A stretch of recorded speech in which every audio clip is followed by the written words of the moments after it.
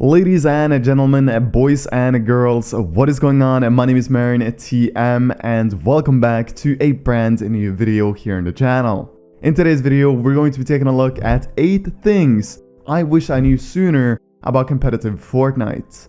These are going to be things that recently have helped me improve a lot, and if I knew these things earlier, I would have probably been a lot better than I am now.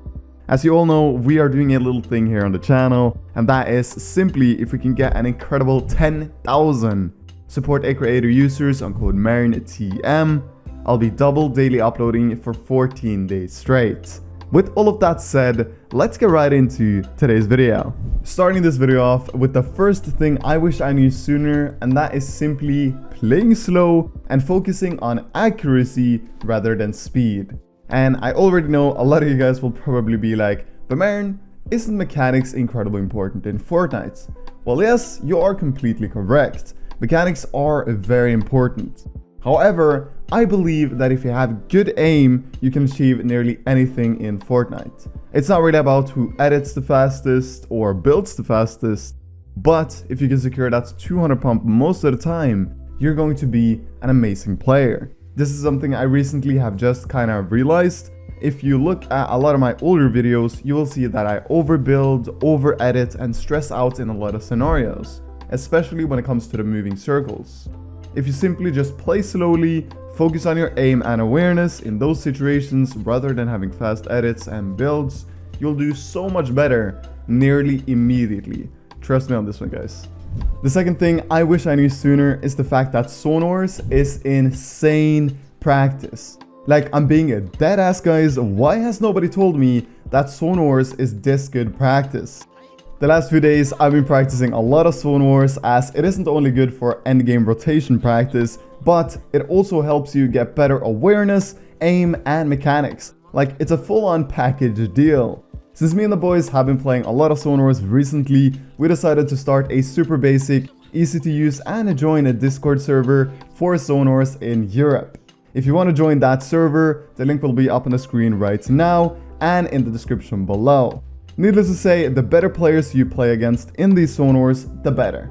I have been lucky enough to play a few times against some of Europe's biggest pros, and this has really made me realize that going pro is very doable for most people as long as you put your heart and mind to it. Coming up third, we have never making up excuses.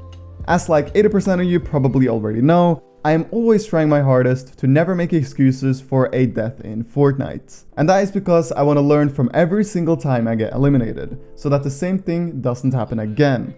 If I had this mentality throughout my 3 years of Fortnite, I would have probably been a lot better than I am today.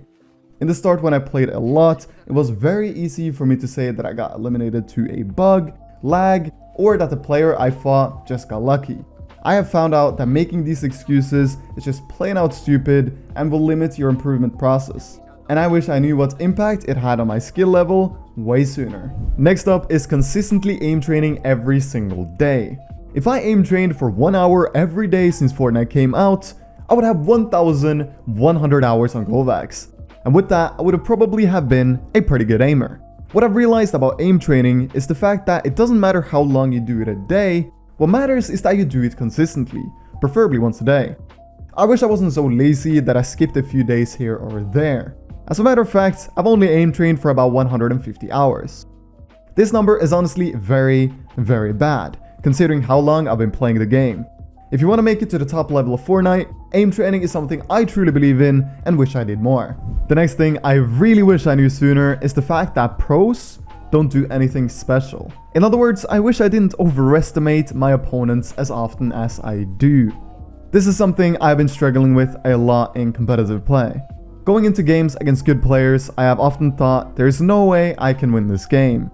Like, I'm just a content creator that isn't even good at the game. Like, come on, why do I have this mentality? Pros don't do anything I can't do apart from the way they think, and what makes a pro is their way of playing smart, being consistent, and hitting their shots. It's no secret formula. Having the mentality I have had the last few years has honestly held me back so much on performing in tournaments. In Fortnite, confidence is everything, and I wish I knew that sooner. Getting help from other players and friends when it comes to competitive Fortnite is the next thing I wish I knew sooner. Getting help from coaches can actually help you tremendously when it comes to competitive Fortnite. Because even though you have the aim and the mechanics, you don't necessarily have the best strategies, rotations, and you might even have some bad habits. Unfortunately, a lot of Fortnite players think they know best and say no to help from others. Having this ego can actually slow down your process in becoming a professional player. And if you're lucky enough to have a friend that offers you help, I would recommend to say yes, thank you very much. There is always a reason behind why your friend might say you need to work on something. Surely he wouldn't say you have bad mechanics if your mechanics are insane.